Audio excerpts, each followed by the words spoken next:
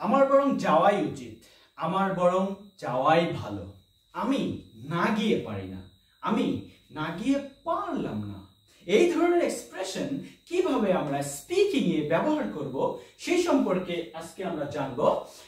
আমি সাইদুল ইসলাম আছি আপনাদের সাথে ফ্রম সাইদুলস ইংলিশ কেয়ার। তো আসুন দেরি না করে শুরু করা যাক। Let's get started. আমার বরং যাওয়াই ভালো, অথবা বলতে পারেন আমার বরং যাওয়াই উচিত। কি বলেছি? আমার বরং যাওয়াই ভালো, অথবা বলতে পারেন আমার বরং যাওয়াই উচিত। দুইটার যে কোনো একটা বলতে পারেন। সো আমরা আমার বরং যাওয়াই ভালো বা বরং আমার যাওয়াই ভালো আমরা নিব বরং আমার যাওয়াই ভালো, এই ধরনের এক্সপ্রেশনটা নিব। ওকে, সো আমরা কিভাবে সেন্টেন্সটা মেক করব?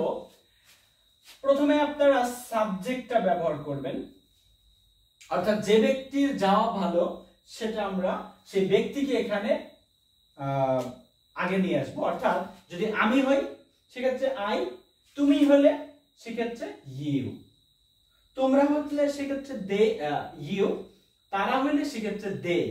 ওকে, সো এখানে আমি নিচ্ছি বরং আমার যাওয়াই ভালো, তাহলে আমি শব্দের অর্থ I.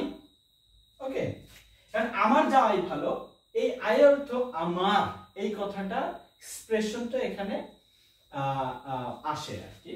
So I had better go, কি হবে? I had better go. I had better go. That means এখানে আমরা ভার্বের ভি বেস ফর্মটা কি বলছি? ভার্বের বেস ফর্মটা ইউজ করব। So I had better go. I had better go. আমার বরং যাওয়াই ভালো। ওকে, সো এই গো কে যদি আমরা চেঞ্জ করি, যদি বলি ইট, I had better eat, তাহলে এটার মিনিং দাঁড়াবে আমার বরং খাওয়াই ভালো, অথবা বলতে পারেন বরং আমার খাওয়াই ভালো। এখন আমার এই আমারটা আগেও আনতে পারেন, ওকে, আবার পরেও আনতে পারেন, কেমন আপনাদের ইচ্ছা অনুযায়ী।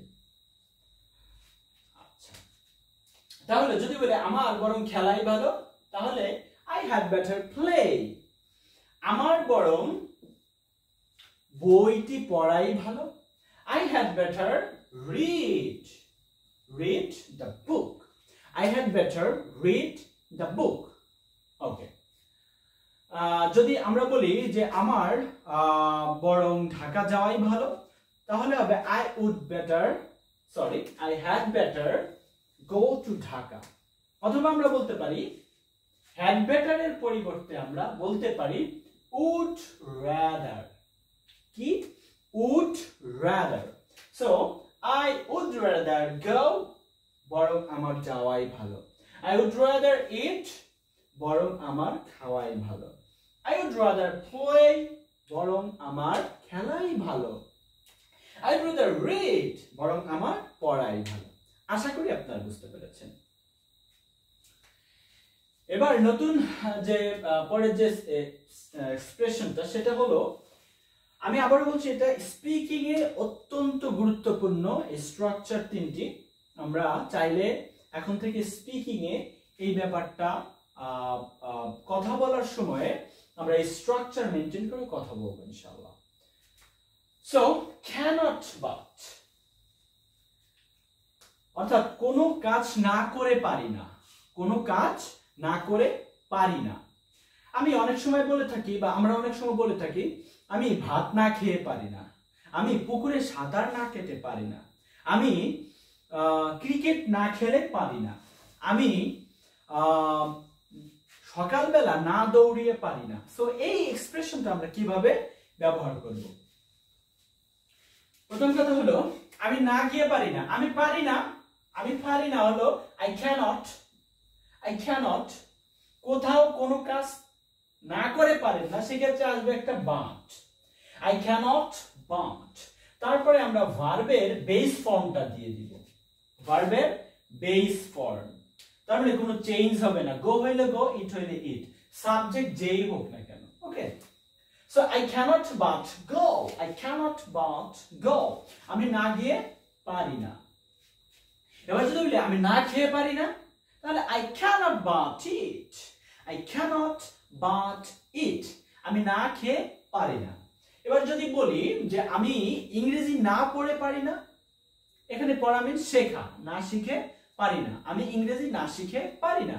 I cannot but learn English, I cannot but learn English। আশা করি আপনারা বুঝতে পেরেছেন। এই cannot but বারবার ইউজ না করে আমরা আরেকটা স্ট্রাকচার এখানে একই অর্থ দিবে এরকম আরেকটা স্ট্রাকচার হলো cannot help, তবে একটা ডিফারেন্ট রয়েছে, সেটা হলো ভার্বের যে আগে ব্যবহার করেছিলাম but, cannot but, তারপরে ভার্বের বেস ফর্ম, এখানে হবে cannot but এর পরে ভার্বের আইএনজি ফর্ম। আবারও বলি cannot help, cannot help, আবারও বলি cannot help, তারপরে ভার্বের আইএনজি ফর্ম, তার মানে ভার্ব প্লাস আইএনজি। ওকে, সো ভার্বের সাথে আমরা আইএনজি যুক্ত করে এটাকে আমরা নতুন ভাবে বলতে পারি। যেমন আমি না গিয়ে পারি না, I cannot help going, I cannot help going। আশা করি বুঝতে পেরেছেন। আমরা অতীতের কোনো কাজ অর্থাৎ না করে পারলাম না, ধরেন আপনি ভাত রান্না করছে আপনার ছোট বোন, অর্থাৎ সেখানে ভাত রান্না করতে করতে তার যে চুলাটা বন্ধ করতে হবে সেটা সে ভুলে গিয়েছে। ধরেন আপনি রুমে বসে আছেন, এমন অবস্থায় একটা পোড়া গন্ধ বের হয়েছে, সো তখন আপনি কি করলেন, দৌড়ে গিয়ে চুলাটাকে স্টপ করলেন, অর্থাৎ স্টোভটাকে বন্ধ করলেন। সো সেক্ষেত্রে না গিয়ে পারলেন না, আপনি না গিয়ে পারলেন না, এরকম এক্সপ্রেশনটা, সেটা আমরা কিভাবে বলবো, আমি না গিয়ে পারলাম না, I could not but go, I could not but go। Okay, so এখানে সিমিলার ওয়েতে এই যে cannot but দিয়েছিলাম, এখানে cannot but, তারপরে ভার্বের বেস ফর্ম can এর পাস্ট ফর্ম হলো could, তাহলে could not আসলে could not but তারপরে ভার্বের আমরা বেস ফর্ম বসিয়ে দিব, তাহলে সুন্দর করে সেন্টেন্সটার মিনিং দাঁড়িয়ে যাবে। So I could not but go, আমি না গিয়ে পারলাম না, আমি না খেয়ে পারলাম না, I could not but eat, I could not but eat, আমি না দৌড়িয়ে পারলাম না, I could not but run, I could not but run। এই could not কে আমরা চাইলে এর কন্ট্রাকশন ফর্মটা ইউজ করতে পারি, সেটা হলো couldn't, couldn't, couldn't but। Okay, so I couldn't but go, I couldn't but go, আমি না গিয়ে পারলাম না। সিমিলার ওয়েতে এই স্ট্রাকচারের একটু ভেরিয়েশন আনার জন্য আমরা আরো একভাবে বলতে পারি I could not but help, sorry, I could not help, এই যে সিমিলার ওয়েতে আমরা কিছু সময় আগে শিখেছি ভার্বের আইএনজি ফর্ম হবে, তাহলে বোঝা গেল যে I could not couldn't but, I couldn't but এর পরে ভার্বের বেস ফর্ম, আর could not help or couldn't help এর পরে ভার্বের আইএনজি ফর্ম, কি ফর্ম, আইএনজি ফর্ম। তাহলে বোঝা গেল যদি এরকম বলি যে আমি না গিয়ে পারলাম না, I could not help going, I could not help going, আমি না খেয়ে পারলাম না, I could not help eating, আমি না লিখে পারলাম না, I could not help writing, আমি ইংরেজি না লিখে পারলাম না, I could not help writing English, আমি মুভিটি না দেখে পারলাম না, I couldn't help watching the movie। আশা করি আপনারা বুঝতে পেরেছেন।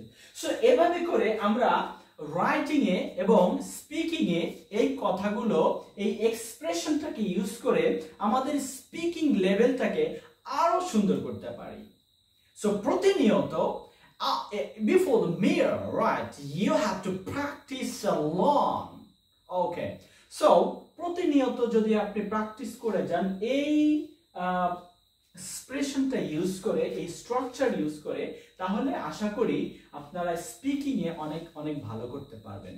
সো যদি আপনারা আমার এই চ্যানেলটাকে সাবস্ক্রাইব না করে থাকেন তাহলে আশা করি আপনারা সাবস্ক্রাইব করবেন। সো আজকে আর নয়, আপনারা সকলের সুস্থতা কামনা করে আজকে এই পর্যন্ত। আসসালামু আলাইকুম ওয়া রাহমাতুল্লাহ।